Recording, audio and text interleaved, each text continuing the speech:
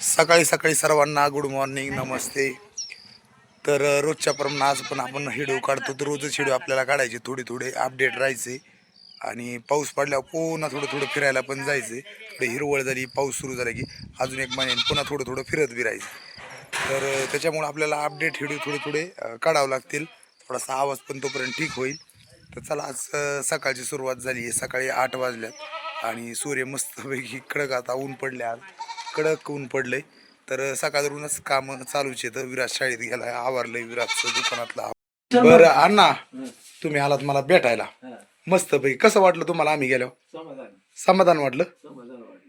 आणि नवीन पोरांना काय असतं, नवीन पोरांना असं काय वाटतं की तुम्हाला ह्याच वयात जायला पाहिजे असं वाटतं ना, की तुम्ही आता एवढं थकला, समजा वय तुमचं, तर आता तुम्हाला वाटतं जाऊ शकत नाही, चलत जाऊ शकत नाही. केदारनाथ बद्रीनाथ अण्णा बघू शकत नाहीत कधीच.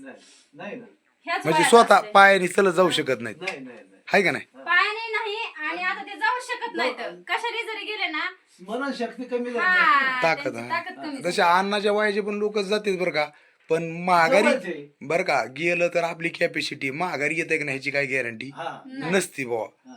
काय वयानुसार आता दिंडी बिंडी जी करतात लोक, त्यांच्यासाठी चांगलंय, त्यांना थोडंसं चालता येतंय सगळं. आता आपली तब्येत साथ देण्यावर राहिलं. पण आता तुमच्यासारखे माणसं काय काय जातात, पण थोडे कमी व्हायचे अजून. हा, पण गेलं तर मग कसं आहे, वातावरण वेगळंय, खाणं वेगळंय, पचत आहे नाही पचत आहे ह्या गोष्टी. पण तुम्हाला इथं घरी बसल्या बी थोडंसं गेल्या एवढ्याला महाराष्ट्र सोडलाय पहिल्यांदा आम्ही पण तुम्हाला जरा नवलच वाटलं गावात. पोरं कसं काय गेले बाबा, गाडी फोर व्हीलरने जायचं, माहिती हाई नाही, हो चूक, पुन्हा चोऱ्या मारायचा विषय. तर तुम्हाला बरंच काय म्हणजे असं दाग बी होता की जायला नव्हतं पाहिजे. पण आता माघारी कधी येत मग बघू आता काय असेल ते. आता गेले तर नाही म्हणणं, असंच वाटतं ना, काळजी वाटत. म्हाताऱ्या माणसासाठी मी भरपूर व्हिडिओ काढले आणि म्हणजे टाकले बी नाही का असं, तर बघायसाठी. तर भरपूर जणांनी बघितले, तुम्हाला बी बघायला भेटेल मोबाईलवर त्याच्यावर, जे गेले नाहीत त्यांना. आणि तो खतरनाक प्रवास बघून बी तुम्हाला जरा घरी बसल्या समाधान लागेल, बघता येईल. तर भरपूर जणांनी असे आपले व्हिडिओ बघितले, भरपूर जणांनी कमेंट केल्या. तर एक जणांनी जसं फोन लावला की तो अपंग होता, ते मला मी तुमच्यापेक्षा 4-5 वर्षांनी मोठा असेल जास्तीत जास्त, पण मला पायच नाही समजा. तर मला काही इतक्या लांब जायला पैसे बी नाहीत, आर्थिक परिस्थिती दुखण्यामुळं फार बिघडली नाही का. तर म्हणजे तुमचं जे म्हणजे व्हिडिओ बघत होतो आम्ही, तर चांगलं वाटलं नाही का बघून. तुम्ही दाखवलं म्हणजे आम्ही आल्यासारखं आहे. तर ह्या व्हिडिओच्या उद्देशाने चांगलं वाटतंय. तसं तुम्हाला पण गावात चर्चा झाल्यावर आम्ही गेलोत मला थोडं पहिले ती कसं तरी वाटलं का कसं होणार आहे. आता माघारी आले की तुम्ही भेटायला बी आलात बघा, एकदा यू गाडी येऊन काय कसा प्रवास झालाय, तुम्हाला पण तेवढा आनंद उत्सव होता. मग म्हाताऱ्या माणसाला की आपलं असल्यामुळे थोडस हे वाटलं ना, उत्सव वाटतो ना. हा, तर बाकी काही नाही. पण आता हे हिडू सगळेजण बघत येत आणि हिडूच्या माध्यमातून माहित होतं सर्वांना कुठे देवस्थान आहेत, कसे गेले. हिडू केलं म्हणजे सगळ्यांना माहिती होतं नाही का, गावात असो बाहेर असो. आणि आपण हा हिडू असे बनवले बी पाहिजेत की बा कोण कुठं गेले आणि काय माहिती आहे, घरी बसल्या कळत आहे सोशल मीडियाच्या माध्यमातून. तर त्याच्यामुळं तुम्ही पण भेटायला आलात तर मला एकदम आनंद वाटतोय नाही का. आणि आम्ही जवळपास आपण किती वेळ गप्पा आणल्या, 1.5 तास 2 तास. गप्पा जास्त होत्यात, व्हिडिओ आपण कमी काढतो, पण गप्पा आपल्या वेगवेगळ्या असतात. कसं गेलात, कुठं कुठं गेलात, तुमच्या दोघांच्या गप्पा त्या पहिल्यापासूनच जास्त असतात. हा.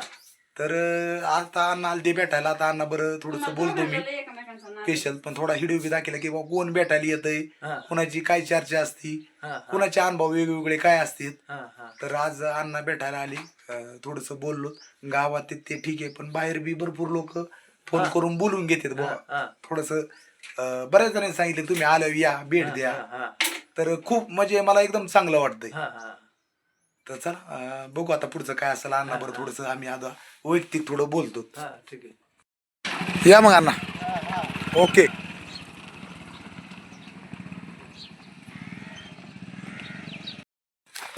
चला तर निघलो ड्युटीला आता. बराच टाइम बी झालाय, 9 वाजून म्हणजे 9:30 वाजल्या जवळपास सकाळच्या. आणि सर्वजण आले, एक गाडी आली ती, तिची चैन पडली, ती पोरं घेऊन आले, ते बसवण्यात टाइम गेला.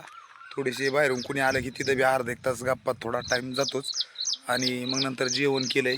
सकाळ सकाळ तरी विराजला शाळेत जायचं म्हणून लवकरच उठत असतो आम्ही, तरी पण टाईम होतोच. आता चाललो आहे आष्टीला ड्युटीला.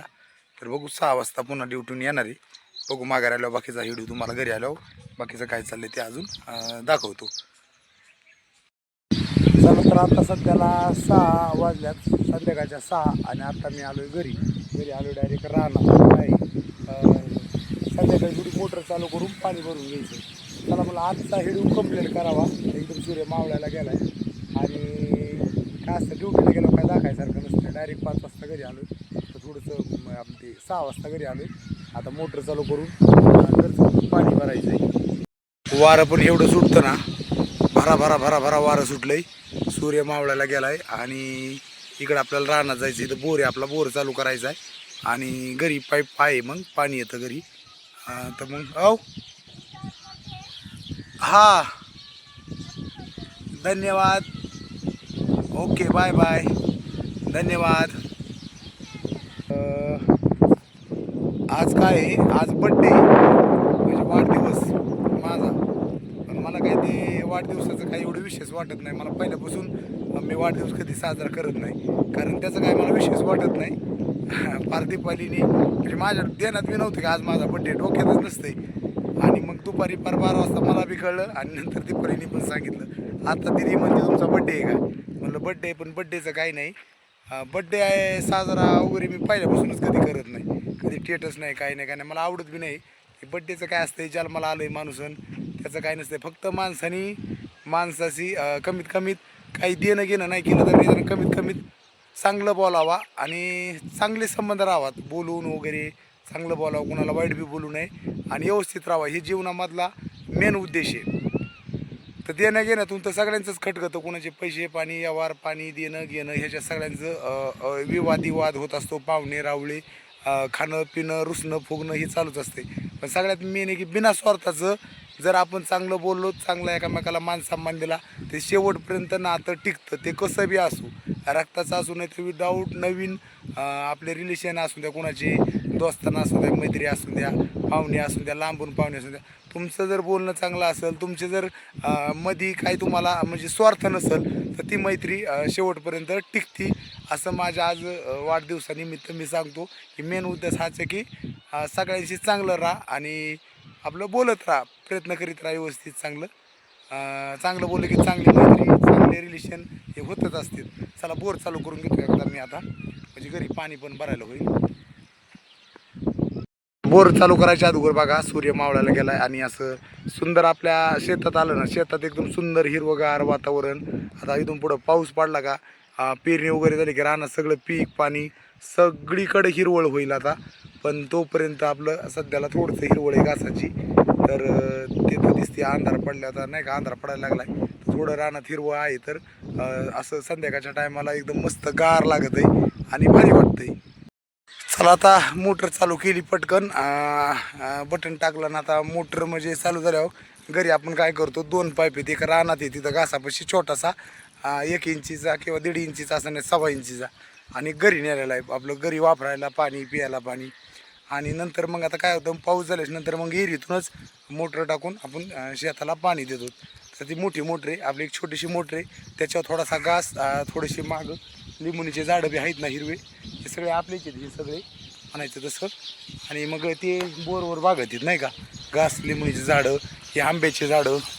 आता आलो आहे घरी तर हे आपल्या असे आंब्याचे झाडं आहेत ना, सगळे झाडं आपले बागत आहेत बोरवर. थोडंफार नाही का पाणी बिणी प्यायला, तर आपलं बारीक छोटासा बोर आहे बागत आहे. चला आता पाणी भरून घेतो. काय दिदी? हाय. चला आता थोडंसं तिसरा 5 वाजता काम थोडंसं करावं लागतं, आवरावं लागतं.